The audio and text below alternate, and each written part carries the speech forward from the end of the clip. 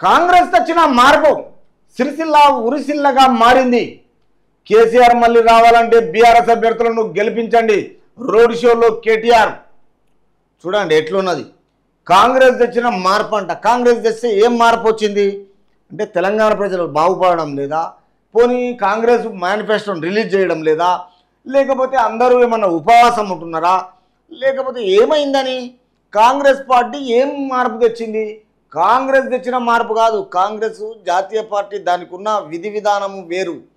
కల్వకుంట్లలోకి ఏముందంటే మళ్ళా అధికారం రావాలి, మళ్ళా దుర్మార్గం పరిపాలన చేయాలి, తెలంగాణ ప్రజలను ఇంకోసారి మోసం చేయాలి, శ్రీలంకను తయారు చేయాలనే ఆలోచనలో ఉన్నారు. సిరిసిల్ల ఉరిసిల్లగా మారింది. మారదా? మరి నేరెళ్ళ కట్టడంలో నీకు వారలే ఎంతమందిని కొట్టించినావు? సంసారానికి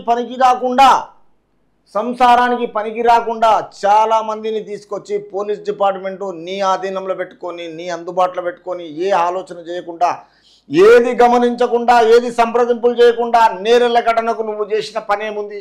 హాస్టల్ చిన్నపిల్లలకు లైంగికంగా నువ్వు పెట్టిన బాధలేంది? అది ఆ సిరిసిల్ల నువ్వు ఏనాడన్నా సరిగ్గా పోయి చూసినావా? పోనీ ఒక్కరోజైనా మాట్లాడినావా? ఎన్నికలు రాగానే బహిరంగ సభలు పెట్టాలి, డబ్బులు పంచాలి, మద్యం పంచాలి, గెలవాలి. ఇది నీ పద్ధతి కేటీఆర్ కదా.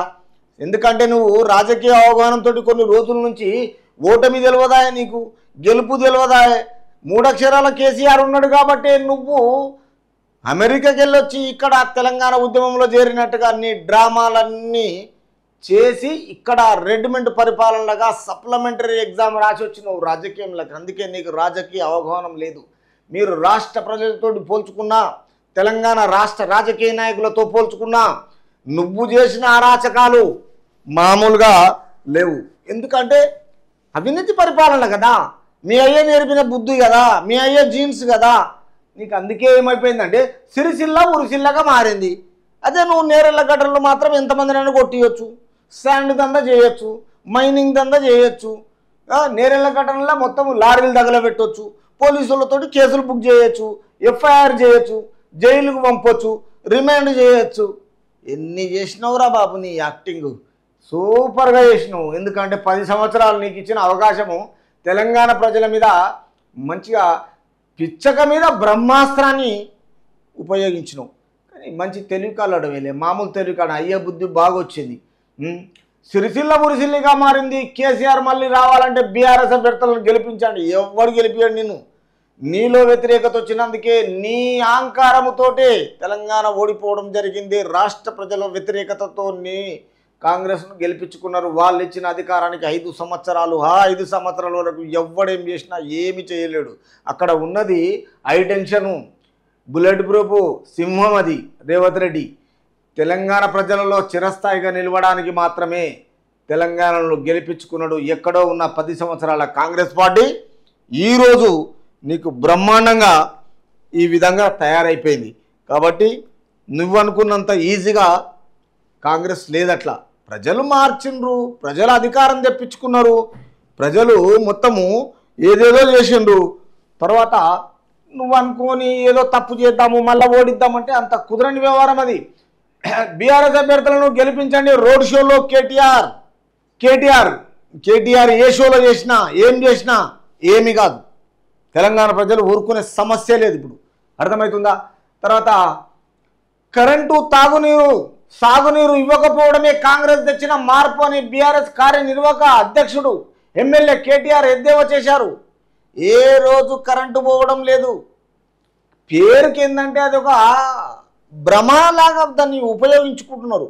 కరెంటు పోతుంది, సాగునీరు లేదు, తాగే నీరు లేదు. ఎవరికి తాగునీరు లేకపోతే ఎవరిని ఇల్లు నడుస్తలేదు? పోనీ ఏడ కరెంటు పోతున్నది? ఎవడు చీకట్ల బతుకుతున్నాడు? మీ అవినీతి పాలనలో ఉన్నప్పుడు మీ దగ్గర ఉన్న బేయిమాన్ మాటలు అవి, బాతకాని మాటలు అవి. ఎందుకంటే ప్రజలను ఏదో మభ్యపెట్టి కాంగ్రెస్ను బ్లేమ్ చేయడానికి ఆడుతున్న డ్రామాలని తెలుసు. డ్రామా ప్లేయర్ రామారావు, ఒకసారి నువ్వు మంచిగా నువ్వు చెప్పినవన్నీ మొత్తం క్లారిటీగా తెలంగాణ ప్రజలకు అర్థమైపోతున్నది. మొత్తం ఏదైనా విలువైన వస్తువు దగ్గర ఉన్న అప్పుడు మనకు అర్థం కాదని ఇప్పుడు కేసీఆర్ అధికారంలో లేకపోతే రాష్ట్రానికి జరిగిన నష్టం ఏంటో తెలుస్తుందన్నారు. కేసీఆర్ ఉంటేనే నాశనం అయిందిరా నాయన. మీ కుటుంబం ఎక్కడున్నారు, ఏడైపోయినరు, ఏ విధంగా సంపాదించుకున్నారు? ఇంకా మీరు కుటుంబం నుండి ఇంకా తెలంగాణలో మిగులుతుందా ఏదైనా? బానిస బతుకులు బతుకుమంటురా ఏంది తెలంగాణను? ప్రజలను మీ మోచే నీళ్ళు తాగమంటురా? అంటే మీరు చెప్పినట్టుగానే ఈనాలనా? వెనకడికి 300 సంవత్సరాల కింద ఔరంగజేబు ఉండే జుట్టు వేస్తే పన్ను, అర్థమవుతుందా? మంచి బట్టలు వేస్తే పన్ను, తింటే పన్ను, పండుకుంటే పన్ను. ఆ విధంగా పన్ను రూపంగా నవాబులు తయారైపోయారు ఎల్మలలో. మొత్తము ఈ విధంగా రాష్ట్రానికి నష్టమేంటో తెలిసిందంట. ఏం నష్టమైంది? మీరు నష్టం చేసి మీరు కోట్లు కుంభకోణాలు చేసుకున్నారు. మీ గురించి కరెక్ట్ తెలవలే, తెలుస్తుంది. పార్లమెంట్ ఎలక్షన్లు అయిపోయాక అందరిని ఒక్కొక్కరిని మొత్తం లగ్గం పత్రిక రాసి బ్రహ్మాండంగా జైలుకి పంపుతాడు. ఆవు కొంచెం ఓపిక పట్టు. కేసీఆర్ మళ్ళీ రావాలంటే 10-12 ఎంపీ సీట్లలో బీఆర్ఎస్ అభ్యర్థులను గెలిపించాలని కోరారు. అసెంబ్లీలోనే 39 మంది సీట్లు వచ్చినాయి మీకు. అందులో ఆమె చనిపోయింది. తర్వాత మిగతా వాళ్ళంతా కాంగ్రెస్ గేట్లు ఓపెన్ చేసుకొని వెళ్ళిపోయినరు. ఆయన గేట్లు తెరవగానే తిరిగి ఇప్పుడు మళ్ళీ నువ్వేం చేస్తున్నావు? 10-12 ఎంపీ సీట్లు వస్తానంట బీఆర్ఎస్కు అభ్యర్థులను గెలిపిస్తే మళ్ళీ తిరిగి ఆయన ఏడాది లోపల రాష్ట్ర రాజకీయాలను కేసీఆర్ శాసించే పరిస్థితి వస్తుందా అన్నారు. ఏం శాసిస్తావు? ఏం చేస్తావు? ఎంపీ సీట్లు వస్తాయి. కేంద్రం కదా అది. ఇక్కడ అసెంబ్లీ ఎలక్షన్లో గెలిచింది కాంగ్రెస్. నువ్వేం చేయలేవు. అన్నీ డ్రామా ప్లేయర్లు బంద్ చేయండి అన్నీ. రాజన్న సిరిసిల్ల జిల్లా కోసము కోనరావుపేటలో గురువారం కరీంనగర్ బీఆర్ఎస్ ఎంపీ అభ్యర్థి బోయిన్పల్లి వినోద్ కుమార్కు మద్దతుగా నిర్వహించిన రోడ్ షోలో కేటీఆర్ ప్రసంగించారు. వినోద్ కుమార్ ఏంటంటే ఒకప్పుడు అడ్వకేటు, ఇప్పుడు అన్ని బాతకాని మాటలు కేసీఆర్ మాటలు విని అట్లా తయారైపోయాడు. ఇప్పుడు గెలుస్తా అనుకుంటున్నాడు. చూద్దాం అక్కడ ప్రజలు ఏం చేస్తారా? ఆయన గెలిపిస్తారా, ఓటమి పాలు చేస్తారా? ఈయన రోడ్ షోలలో ఆ కేటీఆర్ ఈ విధంగా మాట్లాడుతున్నాడు. ఏడాది లోపల మళ్ళీ కేసీఆర్ శాసిస్తే మళ్ళీ రాజన్న సిరిసిల్ల కోసం కోనరావుపేటలో ఈ విధంగా ఆయన మాట్లాడుతున్నాడు బోయిన్పల్లి వినోద్ కుమార్ గురించి. చూడాలి మరి. అంతకుముందు సిరిసిల్లలోని తెలంగాణ భవన్లో ముస్తాబాద్, గంభీరావుపేట, తుంగలపల్లి మండలాల్లో పార్టీ కార్యకర్తల సమావేశంలో ఆయన మాట్లాడారు. లోక్సభ ఎన్నికల్లో పార్టీ శ్రేణులు వివరించవలసిన తీరుపై దిశానిర్దేశం చేశారు. ఒకప్పుడు కాంగ్రెస్ పాలనలో సిరిసిల్ల ఉరిసిల్లగా ఉండేదని ఇప్పుడు మరోసారి అదే పరిస్థితి వచ్చిందన్నారు.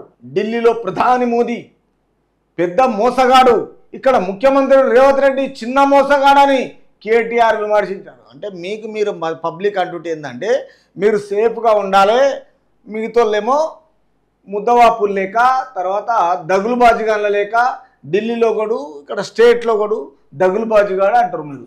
అంటే మీకు అనుకున్నది ఏంటిదంటే ఇవన్నీ ఒకప్పుడు కాంగ్రెస్ పాలనలో ఉన్నప్పుడే సిరిసిల్ల ఈ విధంగా ఉండే, ఇక్కడ ముఖ్యమంత్రి రేవంత్ రెడ్డి చిన్న మోసగాడంట.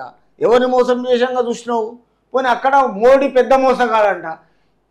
ఇక్కడ ముఖ్యమంత్రి రేవంత్ రెడ్డి చిన్న మోసగాడని కేటీఆర్ విమర్శిస్తారు. ఎందుకంటే ఓడిపోయారు కదా, రెచ్చగొడుతున్నారు జనాలను. ప్రజలైతే ఊరుకోరు కదా. రేపు కార్యకర్తలు ఊరుకుంటూ ఆడుకుంటారు మీతో. జర 2 రోజులు ఆగుండి, 13 తారీఖు దాకా ఓపిక పట్టండి. తర్వాత జూన్ 4 దాకా ఓపిక పడితే తెలంగాణ రాష్ట్రంలో మీ అంతు ఆధారము మీరు ఏ స్థాయిలో నిలుస్తారో తెలిసిపోతుంది. పార్లమెంటులో వినోద్ కుమార్ వంటి వ్యక్తి ఉంటే మన సమస్యలపై గలమెత్తుతారని, లేకుంటే మనకు మళ్ళీ మోసం జరుగుతుందని ఆయన అభిప్రాయపడ్డారు. ఇంతకుముందు లేడా? అప్పుడు ఉండేదా ఇప్పుడు ఉంటాడు. ఆయన గెలిస్తే కదా ఉండేది. ఇంకా అంటే ఆయన పార్లమెంటులో ఉంటే పెద్ద గొంతు పెట్టుకొని ఎన్టీ రామారావు ఉన్నట్టుగా ఆయనకు వాయిస్ ఉన్నట్టుగా గలమెత్తుతారంట. ఏం గలమెత్తారు? మళ్ళీ మోసమే జరుగుతుంది మీరు చేసే పనులకు అగరు మీకు అధికారం ఇస్తే. కరీంనగర్ ఎంపీగా బండి సంజయ్ 5 ఏళ్లలో వేములవాడ, కోనరావుపేట ప్రాంతాలకు ₹1 పని చేయలేదని కేటీఆర్ ఆరోపించారు.